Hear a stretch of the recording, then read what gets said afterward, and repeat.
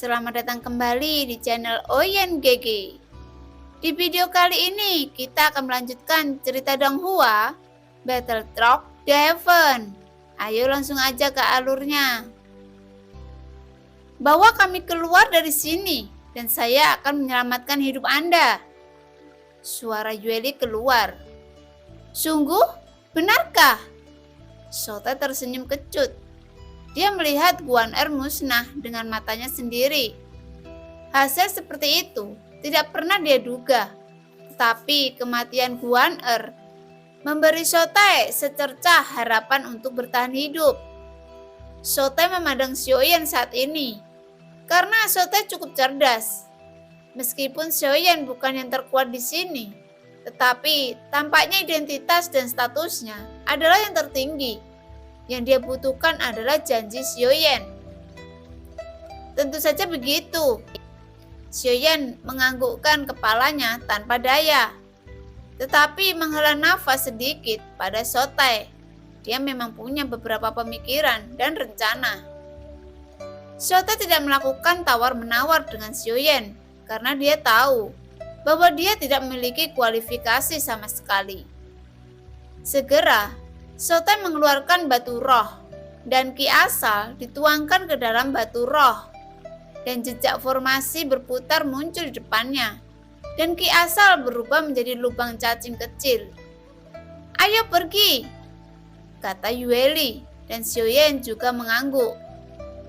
Xiaoyan tidak punya waktu untuk mengenang Long Yi. Jadi dia menepuk bahu Long Yi dan berkata, tinggalkan tempat ini dan ikutilah dengan ayah dulu. Terima kasih kali ini. Tubuh Long Yi sedikit terkejut ketika mendengar kata-kata itu. Tetapi ekspresi wajahnya tetap sama seperti sebelumnya. Dia tampak lesu. Namun, penampilannya memang menjadi sedikit lebih tampan. Tetapi, Xiaoyan tahu dari mata Long Yi bahwa dia masih Long Yi yang konyol dan imut itu. Segera setelah itu, Xiaoyan membawa semua orang ke lubang cacing kecil yang dibuka oleh Sotae. Dan segera sosok Xiaoyan dan yang lainnya menghilang di langit pembunuh dewa. Dan saat ini, bulan dara di langit masih bersinar terang dengan cahaya merah. Bagi banyak tim di sini, mereka akan menghadapi pertempuran yang sangat tragis. Dan hanya dengan selamat dari pertempuran tragis ini, mereka dapat keluar dari surga dewa pembunuh. Lagi pula, ada binatang kuno yang lebih kuat yang belum pernah muncul. Binatang purba kelas 6. Kali ini, Xiaoyan mendapat banyak perbaikan dalam perjalanan membunuh dewa. Tetapi, karena beberapa hal, dia harus pergi dari sini lebih awal. Untunglah sebelum pergi, Xiaoyan juga menangkap beberapa kristal sumber, meskipun jumlahnya tidak banyak, tapi cukup puas. Sebelum Xiaoyan hanyalah dewa petarung bintang 5 ketika dia memasuki tempat ini. Tetapi saat ini Xiaoyan telah mencapai sumber energi Qi 9 juta, yang tidak jauh dari tahap selanjutnya. Dari dewa petarung bintang 6, setelah Xiaoyan dan yang lainnya pergi, Sotae tidak memilih untuk pergi, tetapi menutup matanya, menunjukkan cahaya terang. Saya tidak pernah berpikir bahwa Guan-er akan dibunuh, dan istana surgawi tidak akan pernah membiarkan saya pergi. Saya khawatir bersembunyi di surga dewa pembunuhan adalah pilihan yang paling aman. Gumam Sotae. Dia berencana untuk bersembunyi di sini dan membunuh mereka. Di tengah surga pembantaian dewa dan menunggu badai berlalu. Dan Sotae tidak menipu Xiaoyan dan yang lainnya melewati lubang cacing kecil. Xiaoyan dan kelompoknya meninggalkan surga pembantaian dewa dan muncul dari gerbang surgawi dan kembali ke pulau kecil di luar surga pembantaian dewa. Dikatakan bahwa hantu roh di istana surgawi memiliki induksi timbal balik. Begitu hantu roh jatuh, mereka yang lebih dekat di sekitarnya dapat merasakannya. Namun, kita tidak perlu terus terlibat dengan mereka di sini. Kita harus pergi dari sini segera mungkin. Setelah meninggalkan surga pembantaian dewa, Yueli segera menatap Xiaoyan dan berkata dengan serius. Dan Xiaoyan mengangguk. Segera mengirimkan transmisi suara ke Ding Yue dan Xia Xinghui dengan jiwanya. Dan Xiaoyan juga lebih mengkhawatirkan keselamatan mereka. Lagi pula, Xiaoqi juga mengikuti mereka berdua, setidaknya di pulau kecil, di tempat tinggal yang diberikan oleh Wu Tianyu. Masih lebih aman daripada memasuki surga pembantaian. Tidak lama kemudian, Ding Yue, Xia Xinghui, dan Xiaoqi bergegas setelah menerima transmisi suara Xiaoyan. "Ayo pergi, keluar dari sini," kata Xiaoyan. Ding Yue tidak bertanya lagi. Semua orang segera pergi, melewati Tianmen sebelum dia bisa melepaskan bahtera. Sama seperti Xiaoyan dan kelompoknya, terbang menuju langit dan tiba di Tianmen. Mereka melihat banyak sosok berdiri di Tianmen. Dia mengerutkan kening. Saat ini, Xiaoyan juga mengenakan jubah hitam. Meskipun tanda di tengah alisnya telah banyak memudar, jika dia melihat lebih dekat, dia mungkin masih bisa dikenali. Semuanya, sesuatu terjadi pada istana surgawi. Kita perlu memblokirnya untuk sementara waktu.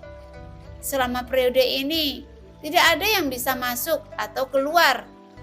Istana surgawi akan memeriksa kalian semua. Saya harap Anda bisa memaafkan saya. Ada yang harus kita lakukan. Kita harus pergi. Suara Xiaoyan datang dari bawah jubah hitam. Sepertinya kamu tidak mengerti apa yang aku katakan. Langit tertutup dan tidak ada yang bisa masuk atau keluar. Jika kamu bersikeras untuk pergi, saya harus membunuh kalian. Teriak pria yang berbicara sambil menggoyangkan lengan bajunya. Ketika Xiaoyan hendak berbicara, cahaya hitam mendesing. Garis darah muncul di wajah pria itu. Dan kemudian tubuhnya terbelah menjadi dua. Darah berceceran di mana-mana. "Keluar!" Yueli berkata dengan dingin. Ketegasan dan tindakannya membuat Xiaoyan tersenyum tak berdaya. Membunuh terkadang memang bisa menyelesaikan masalah dengan cepat. Tidak ada kesempatan untuk perbicaraan damai. Jadi daripada berbicara omong kosong dengan mereka, lebih baik bunuh mereka secara langsung, kata Yueli. Xiaoyan juga tidak membantah dan sedikit mengangguk.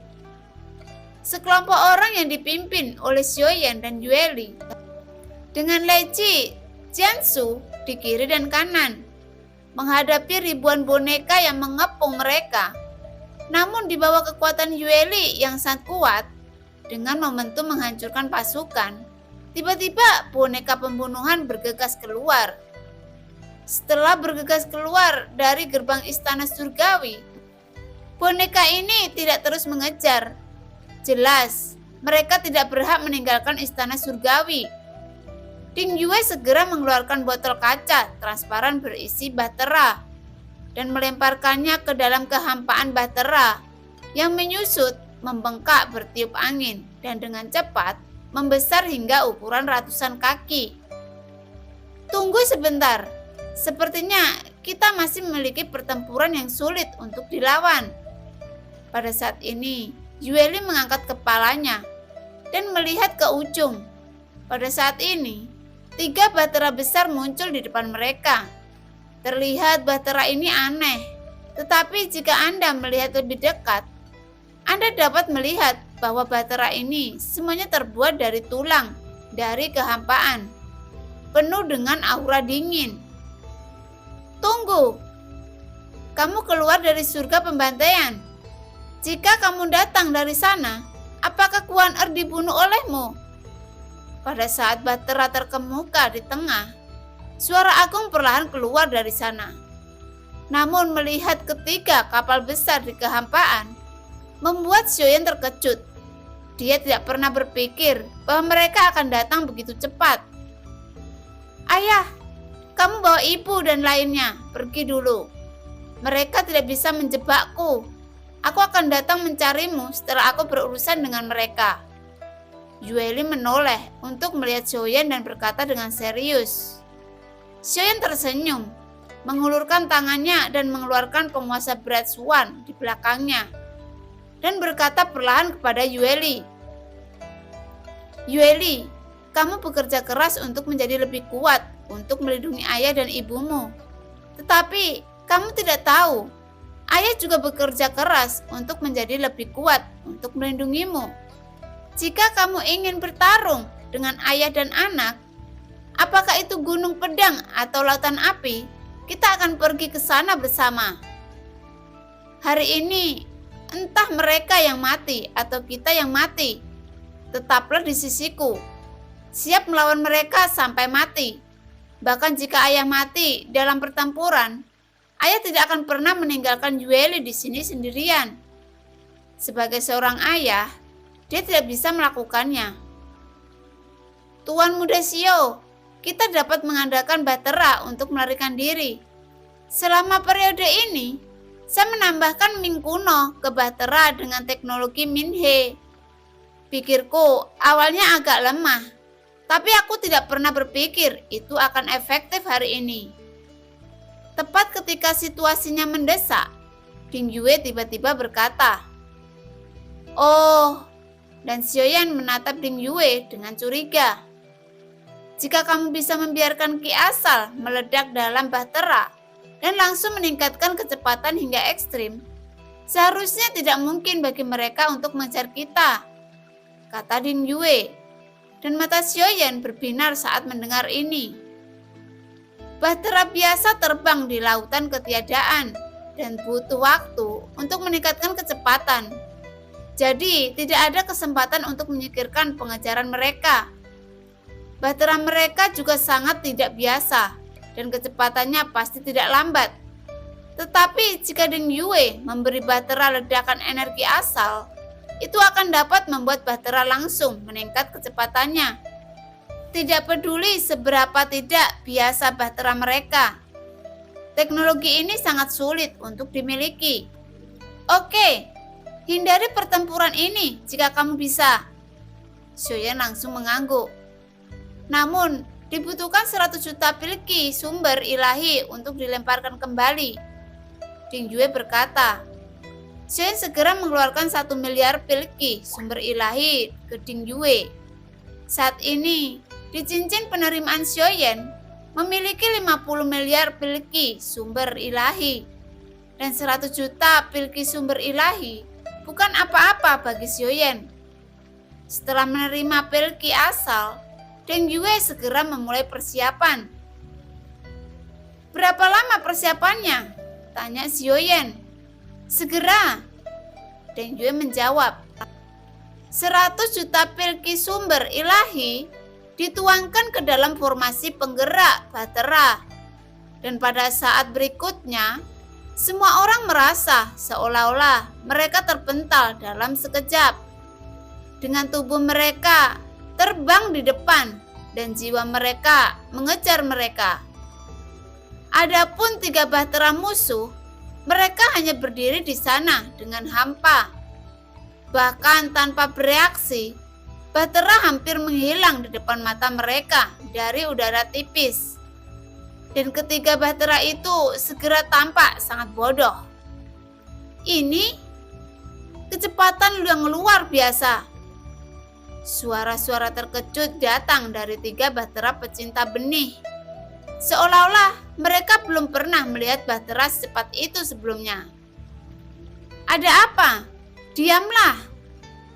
Saat semua orang menghela nafas, terdengar suara tegas. Dan semua orang langsung terdiam. Mereka punya masalah. Meskipun cepat, mereka akan meninggalkan jejak di lautan ketiadaan untuk waktu yang singkat. Kematian Guan Er dan Choge pasti ada hubungannya dengan orang-orang di Bahtera ini. Di bagian depan dek, ada singgasana tulang dan ada sosok gemuk duduk di singgasana. Dan di sampingnya ada 2 sosok wanita yang sangat genit. Jian Song nomor 2 mengikutiku untuk mengejar, dan Jian Song nomor 3 pergi surga pembantaian dewa untuk mencari tahu apa yang terjadi. Bertindak sekarang.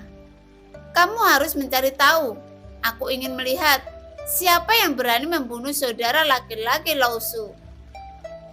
Sosok montok itu meraung, dan suara agung itu seperti guntur yang menggelegar di langit penuh kejutan. Jika Anda perhatikan baik-baik, di Bahtera pecinta benih ini hanya pemimpin yang tidak memiliki pupil di matanya, dan sisanya adalah pengikut yang berasal dari istana surga. Dan sosok gemuk bernama Pang Pang He itu sama.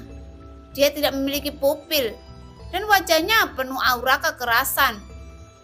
Tapi kekuatannya jelas yang terkuat di sini. Tidak ada yang berani menanyainya. Setelah dia memberi perintah, dia meninggalkan Bahtera kecanduan benih, dan dua lainnya langsung berubah menjadi dua gumpalan asap hijau, mengikuti jejak yang ditinggalkan oleh Bahtera Fearless yang jauh. Adapun Bahtera muncul dalam posisi yang tidak bisa dijelaskan setelah permasalahan istana surgawi yang dalam keadaan darurat. Ding Yue tidak punya waktu untuk memeriksa arah, dan kuncinya adalah melarikan diri secepat mungkin. Bahtera sepertinya muncul entah di mana, melayang di suatu tempat di kehampaan Nanling, tapi nyatanya tidak jauh dari istana surgawi. Tuan Muda Xiao, bagaimana kita selanjutnya? Tanya Ding Yue. Xiaoyan sedikit mengernyit. Apakah mereka mengejar? Tanya Xiaoyan. Melihat ekspresi Ding Yue yang sedikit serius, tidak mungkin untuk mengatakan dengan pasti sekarang. Tetapi, meskipun semburan Kinesiski dapat membuat Bahtera bergerak maju dengan kecepatan yang sangat cepat, itu juga akan meninggalkan jejak yang sangat jelas di lautan ketiadaan. Sangat mungkin mereka akan mengejar kita. Ding Yue membalas Xiaoyan saat ini, dan dia menatap kompas bintang, mengamati apakah ada Bahtera dalam jangkauan deteksi. Seperti yang diharapkan Ding Yue, dua titik cahaya segera muncul di kompas bintang, dan mereka menuju ke arah mereka dengan kecepatan yang sangat cepat. Xiaoyan tiba-tiba mengeluarkan selip giok, dan selip giok ini diberikan kepadanya oleh Li Bei. Jika dia meninggalkan istana surgawi, dia akan menggunakan selip giok untuk menemukan lokasi mereka. Asal Kim menembus ke dalam selip giok, dan untuk sesaat, selip giok bersinar meluap setelah berputar di tangan Xiaoyan untuk sebuah lingkaran. Itu menunjuk ke satu arah. Ayo pergi, berangkat ke arah yang ditunjukkan oleh batu giok, kata Xiaoyan segera, dan Ding Yue segera mengangguk tanpa ragu dan mendorong Bahtera kejauhan. Tidak lama setelah Bahtera pergi, dua Bahtera pecinta benih muncul di lokasi Bahtera sebelumnya, melaporkan kepada Dewa Laut ada berita dari surga pembantaian bahwa mereka membuat keributan besar tentang surga pembantaian. Choge dan Guan Er terbunuh. Beberapa orang telah jatuh dari istana surgawi. Penatua Sote telah menghilang dan kita telah kehilangan boneka pembunuh yang tak terhitung jumlahnya. Seseorang di Bahtera pecinta benih berlutut di depan pemimpin besar dan dengan hormat mampir. Oh, Guan Er terbunuh. Apakah kamu tahu identitas mereka? Pang Pang He memeluk seorang wanita yang menawan, dan telapak tangannya mengembara dengan tidak hati-hati di sekitar kedua wanita itu. Mereka bukan dari kekosongan Nanlin. Aku tidak bisa mengetahui detailnya, jawab pria itu. Mereka benar-benar berani, tapi aku ingin melihat siapa mereka, yang bahkan tidak diperhatikan oleh rumah surgawiku. Guan Er adalah saudaraku, dan kita harus membalaskan dendamnya, teriak Pang Pang He dengan tegas. Pria itu segera mengepalkan tinjunya dan berkata. Setelah jeda singkat, Kedua Bahtera pecinta benih itu terus mengejar jalur yang belum dibubarkan oleh Bahtera. Secepatnya, tidak lambat. Ternyata dua Bahtera pecinta benih dibuat oleh Stick Teknologi. Meskipun Bahtera Fearless masih lebih cepat, masih sulit untuk membuka jarak dalam waktu singkat. Tetapi, jika mereka ingin mengejar, kecuali Bahtera berhenti, akan sulit bagi dua Bahtera pecinta benih untuk mengejar. Bahtera juga melaju dengan kecepatan yang sangat cepat dan jelas tidak akan bisa tiba dalam waktu singkat. Bisakah mereka mengejar? Xiaoyan bertanya. Selama kita tidak berhenti, mereka tidak bisa mengejar kita, jawab Ding Yue. Ding Yue menggambarkan perkiraan arah pada kompas bintang melalui Sri Batu Giok dan butuh lebih dari 10 tahun bagi Bahtera untuk mencapainya dengan kecepatan penuh. Dengan cara ini, Bahtera Xiaoyan berada di depan dan dua Bahtera pecinta benih berada di belakang dan persaingan panjang diluncurkan di lautan ketiadaan. Ayah, tidak perlu melarikan diri. Berhenti dan melawan mereka bukanlah masalah besar. Selama kamu keluar dari langit pembunuhan, seharusnya tidak sulit untuk membunuh mereka.